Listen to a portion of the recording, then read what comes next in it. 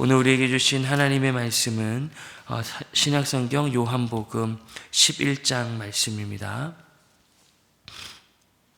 신약성경 요한복음 11장 38절부터 46절까지의 말씀, 우리 한 절씩 교독하시고 마지막 두 절은 함께 읽겠습니다. 신약성경 요한복음 11장 38절부터 46절까지의 말씀입니다. 이에 예수께서 다시 속으로 비통히 여기시며 무덤에 가시니 무덤이 굴이라 돌로 막았거늘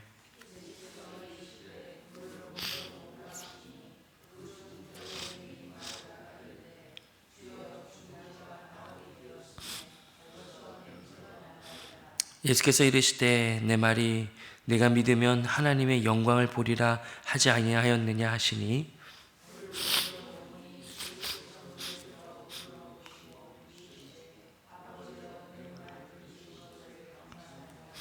항상 내 말을 들으시는 줄을 내가 알았나이다.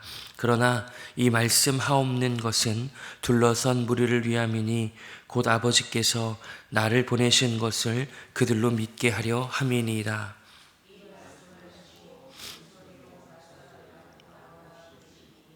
죽은 자가 수족을 배로 동인 채로 나오는데 그 얼굴은 수건에 쌓였더라. 예수께서 이르시되 풀어놓아 다니게 하라 하시니라. 그를 믿었으나 그중 어떤 자는 바리새인들에게 가서 예수께서 하신 일을 알리니라. 아멘. 우리는 4월 첫째 주 부활주일을 기다리며 또 기대하며 40일의 경건하고 거룩한 복된 시간들을 보내고 있습니다. 교회 전통적으로 또 우리가 믿음 안에서 또 함께 기억하고 지키는 사순절 기간 이렇게 이야기하고 우리가 함께 지키고 있는데, 특별히 사순절 기간 복음서 요한복음의 말씀들을 통해서 빛이시고 생명의 떡이시며 부활이고 생명이신 길과 진리이신 그리고 목자시며 양의 문이신 주님을 그분의 음성을 직접 듣고 그분의 행하심과 그분이 이루실 역사 그리고 그분이 장차 완성하실 그 놀라운 하나님의 구원의 역사를 보는 것이 참으로 귀하고 감사한 일입니다. 특별히 요한복음은 예수께서 하나님의 아들이심을 선포하고 그 아들이 우리를 위하여 하신 일과 그 일이 우리에게 어떤 의미인지를 계속해서 선언하고 있습니다.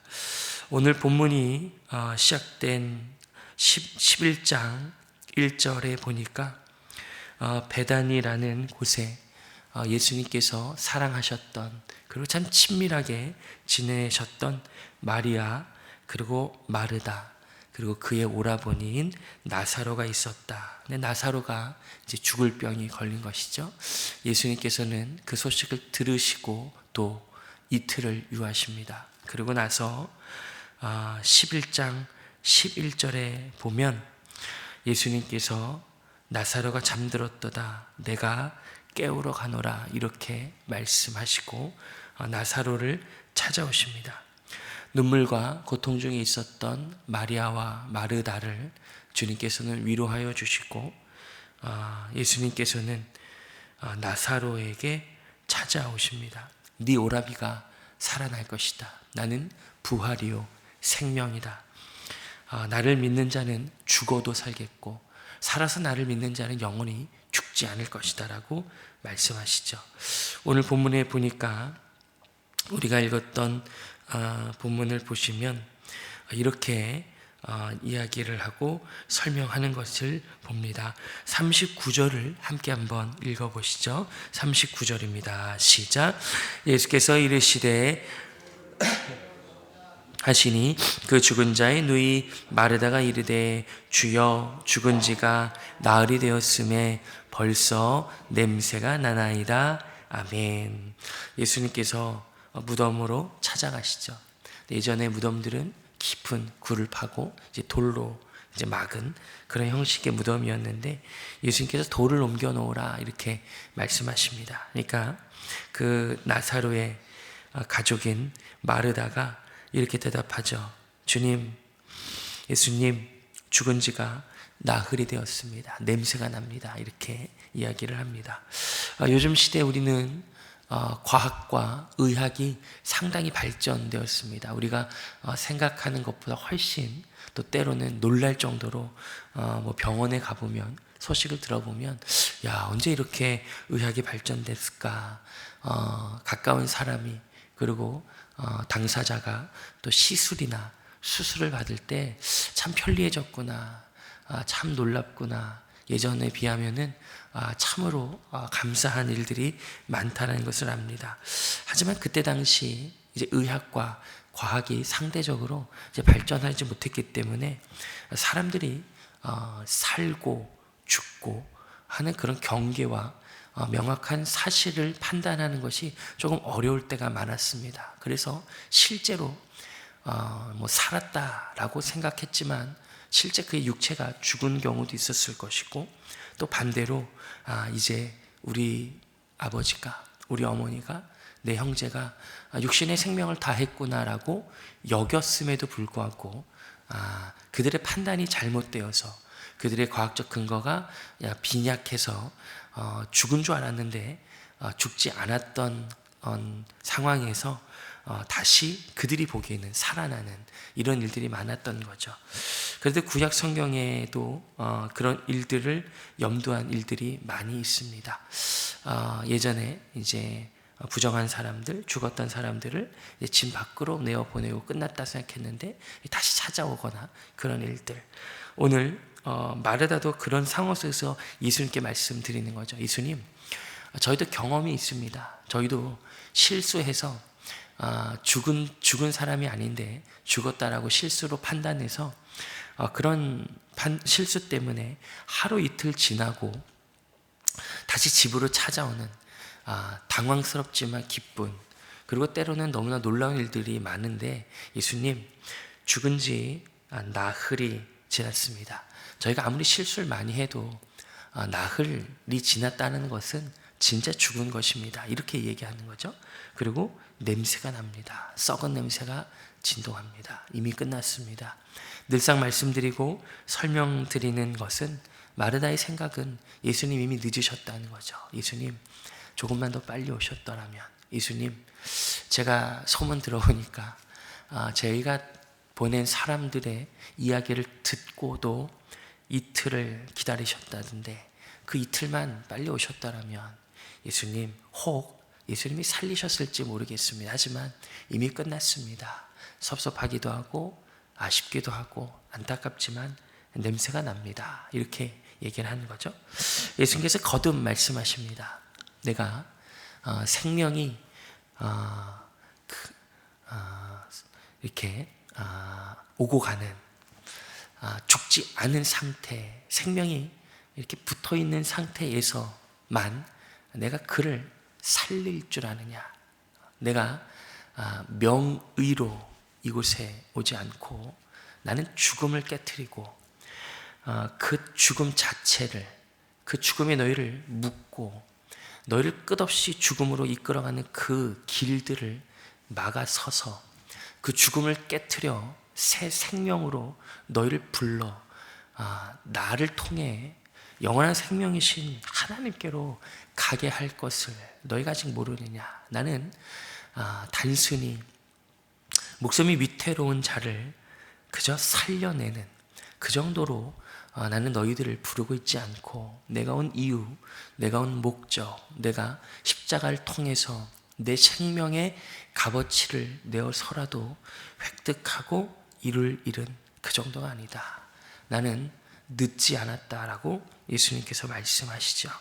그리고 말씀하십니다. 43절에 이렇게 말씀하시죠.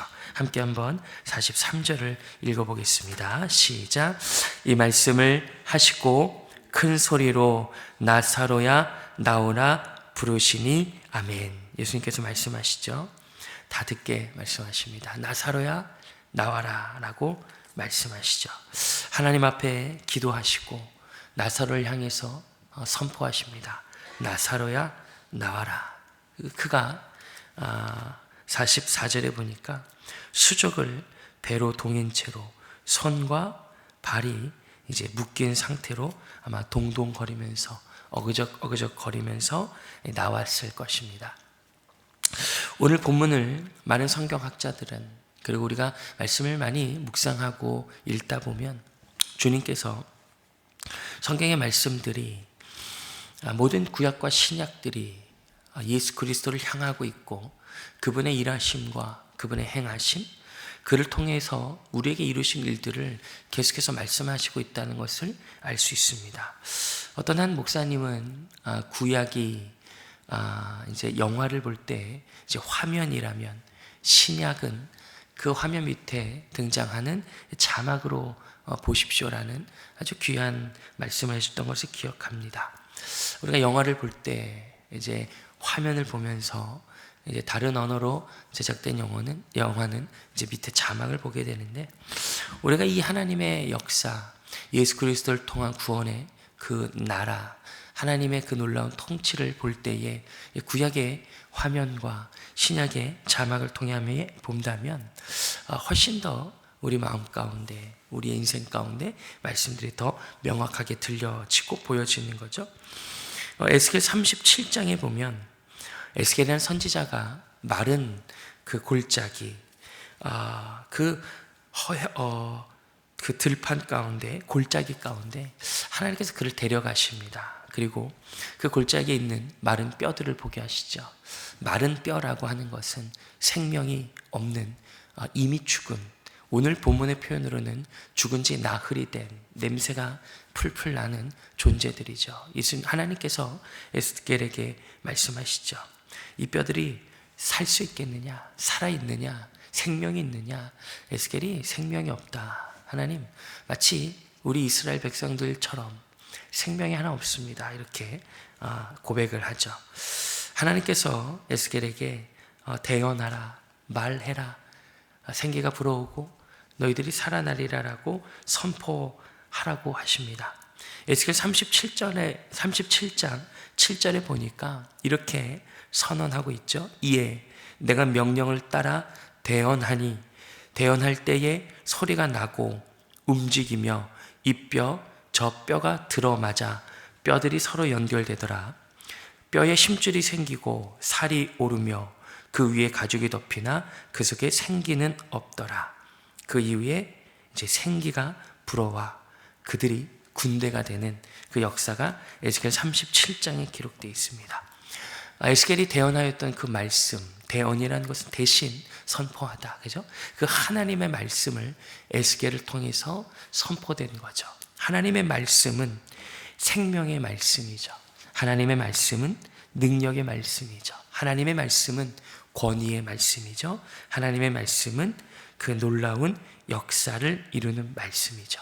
요한복음 1장을 우리가 다시 돌아가서 기억해 보면 예수는 하나님의 말씀이다 이렇게 선언합니다.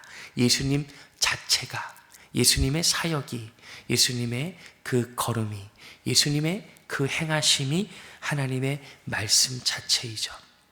예수님이 말씀하십니다. 나사로야, 마른 뼈들아, 살아나라, 일어나라, 나오라 라고 말씀하시죠. 거부할 수 없습니다. 지체할 수 없습니다. 사양할 수 없습니다. 예수님 괜찮습니다 할 수 없습니다. 예수님 저는 거부합니다 할 수 없습니다.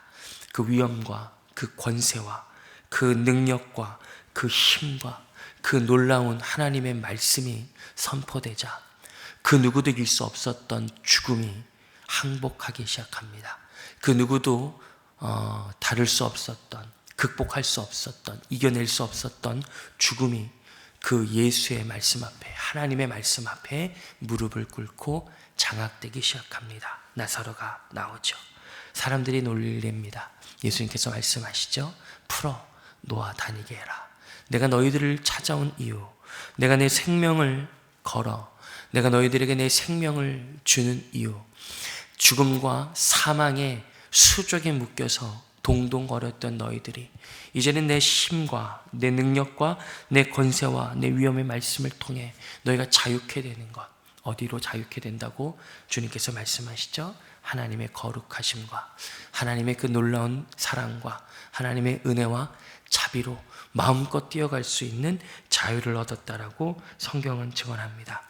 나사로는 이 이후의 삶을 다 살고 아마 그는 죽었을 것입니다. 그래서 성경학자들은 그 다시 살아남을 소생이라 이렇게 얘기합니다.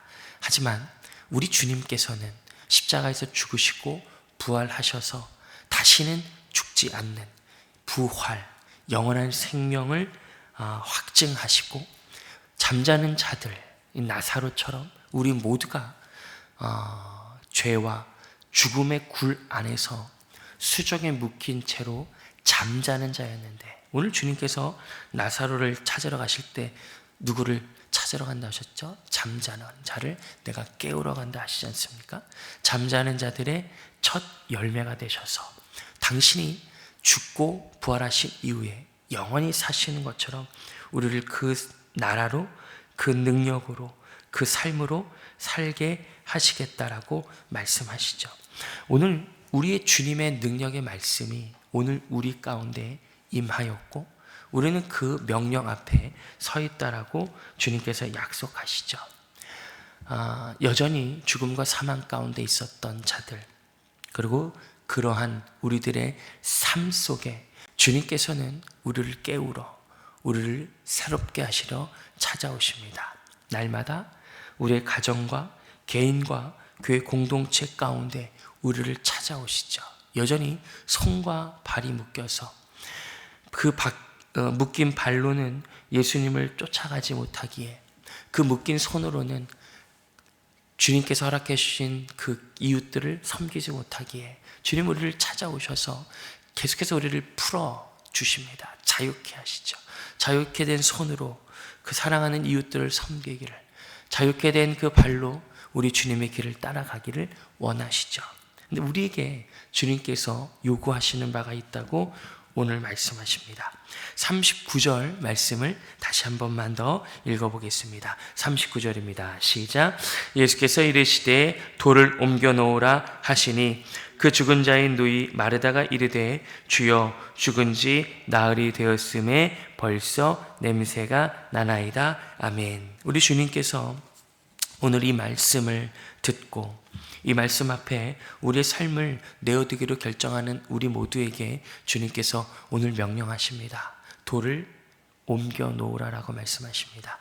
사실 우리 주님께서 나사로야 나오라 라고 말씀하실 때 나사로가 그냥 나올 수도 있겠죠.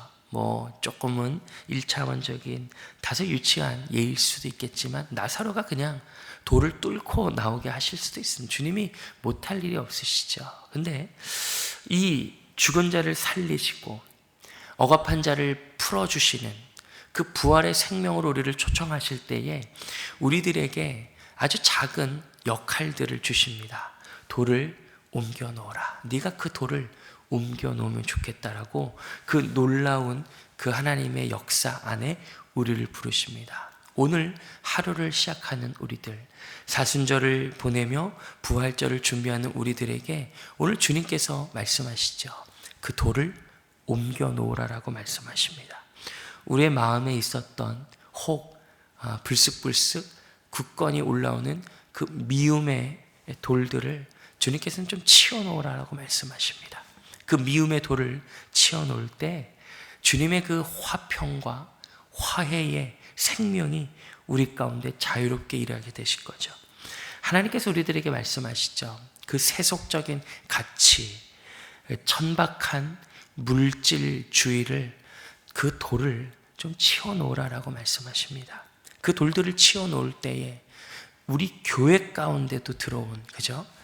오늘의 소망교회만을 말하는 것이 아니라 이 땅에 있는 교회 속에도 여지없이 들어오는 이 세속의 가치들이라는 돌, 천박한 물량주의라는 돌을 치워놓으라고 말씀하십니다. 그때에 주님이 주시는 물질을 뛰어넘는, 많고 적음에 휩쓸리지 않는, 적은 것은 적은 것으로 여기고 큰 것은 큰 것으로 거뜬히 감당할 수 있는 주님이 주시는 그 놀라운 부활의 생명이 우리 가운데 일어날 거라고 말씀하시죠.